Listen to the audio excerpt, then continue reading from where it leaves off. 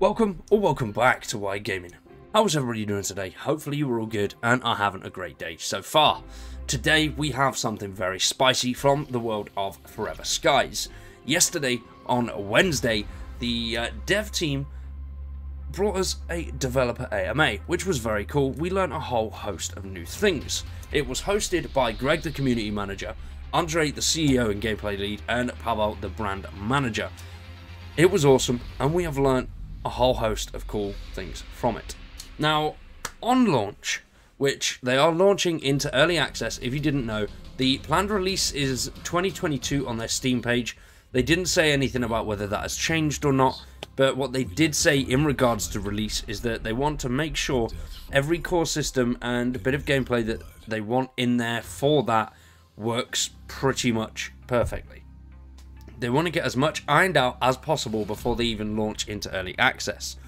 They are planning on staying in early access for around about 18 to 20 months, and once they've ironed out all the creases, they will be launching full release, and then in the future they're planning on coming to consoles, and potentially they are looking into also launching onto the Steam Deck. When they do get their hands on one, they're going to test it out and see if that works.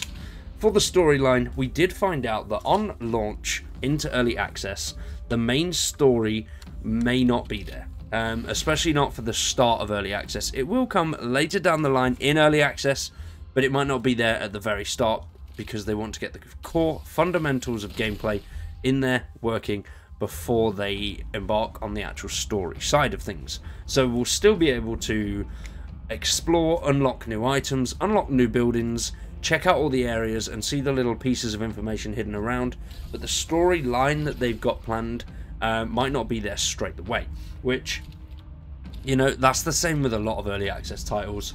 They come in with the basic mechanics and, you know, you get to play around for the game, give feedback, and then they'll launch on with the story and so on.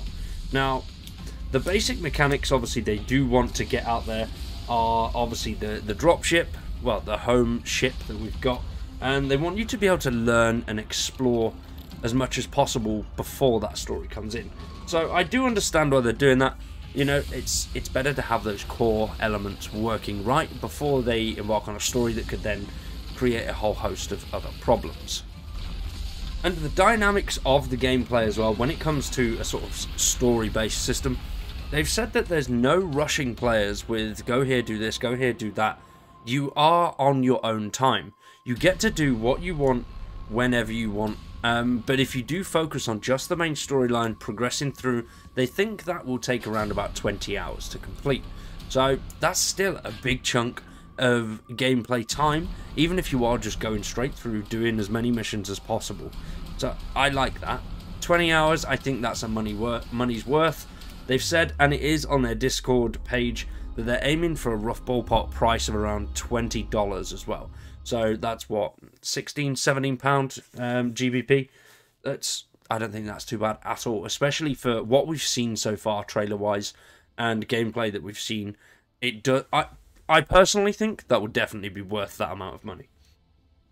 I mean, what does everybody else think about that? Let me know in the comments, you know. Now, they are planning on also adding co-op in early access. They have said that it may not be there on launch, but they will be adding it later down the line. And the way co-op will work is that you will have one central ship for your group. So a 4-player, I think they said it was going to be around about 4-player. I'm not 100% sure if there was a number put on there. But even if it is 4-player, the way that it will work is there will be one centralized ship that you will all work together as a combined unit. So you have a pilot, you have someone that can go out and gather resources, someone that will be in charge of crafting, someone that can go and gather food, fuel, etc.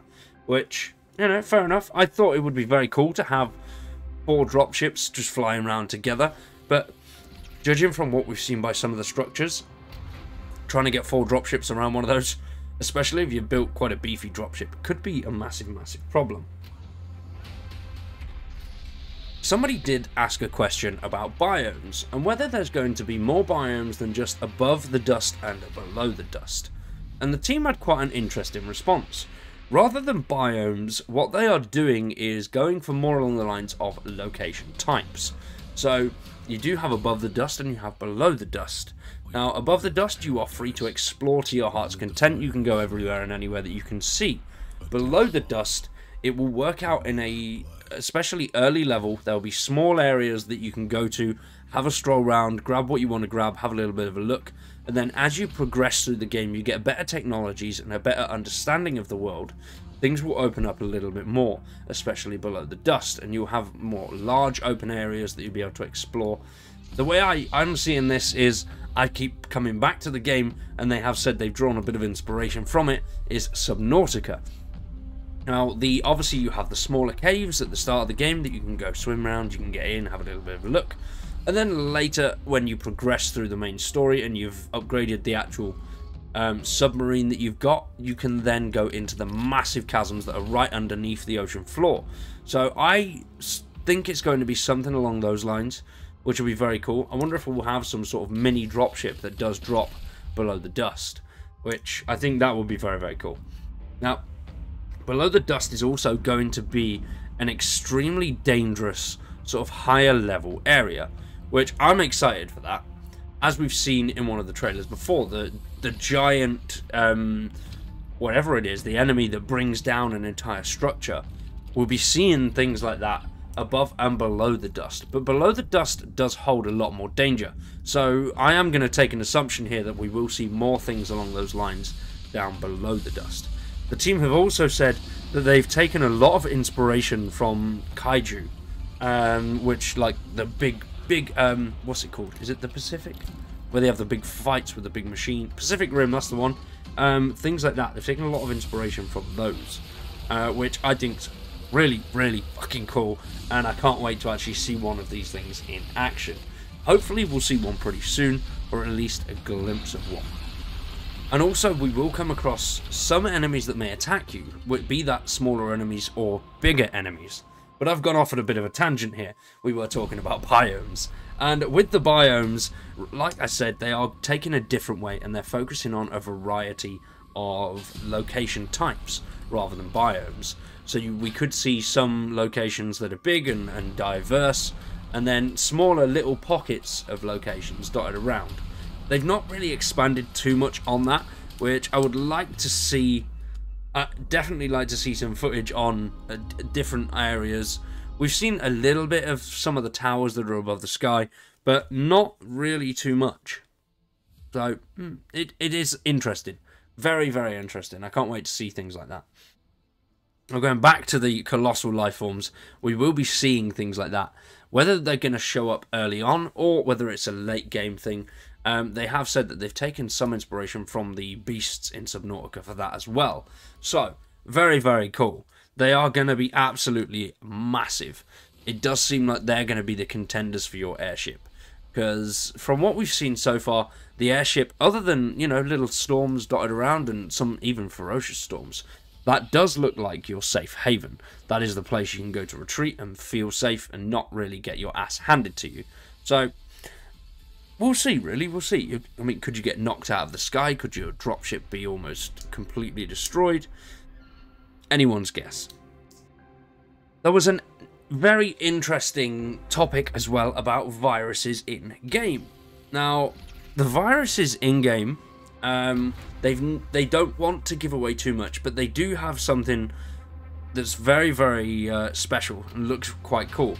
There will be a wide variety of them, but the one that they did expand on is a virus that can sort of change the gameplay. So rather than, you know, just getting ill and then you lose your thirst, your hunger, this one will force you to play at different times. So they did say that it could affect you with sunlight. So once you've got this virus, sunlight becomes something that takes health away from you and injures you, which I think is really quite cool. And obviously something that's going to absolutely hinder you completely. Especially if, sorry, you've got a bit of a problem going out at night and you just want to be out in the day and you're looking for something specific. That sunlight is going to cause massive problems and slow you down majorly. So, you know, that's something that's very cool. I do like the idea of a virus that changes the gameplay, rather than just taking down health or making you slower or something like that. Now, next up, mod support. It is something that they do want to work on, and they did say that it will be something that will enhance any game. Player creations is something that the team value a lot, so that is going to be something that they will look into. It may not be there on early access, but it's definitely something that they will put the time and effort into adding. And finally, updates. I did ask what their plan for an update cycle will be, and they have said at the moment they can't guarantee anything, but they do want to aim for smaller regular updates. So I'm hoping maybe monthly updates. I think that would be great for the game, and then larger updates but less frequently. So maybe on, I mean, a few games that I've covered play like they do monthly cycles, so there's a mini update every month, and then every either 3 or 6 months they have a big update. So that, I think that helps, because the small updates sometimes bring a few players in, a few players back, and then the big updates bring a big player base in to stick around for a little bit longer. So hopefully that is something that they incorporate. They have said they're not making any promises, but that is what they want to do. So I'm excited. Hopefully that's the plan. For today though, ladies and gentlemen, that is all we found out from the Forever Skies developer AMA. Hopefully you've enjoyed this video and learned something new about Forever Skies. If you have, drop a like on it. Subscribe to the channel. If you do want to support us a little bit further, consider sharing the video and even checking out the members. For now though, I've been Wired, you've been awesome. Thanks for watching, and we'll see you very soon with some more Forever Skies.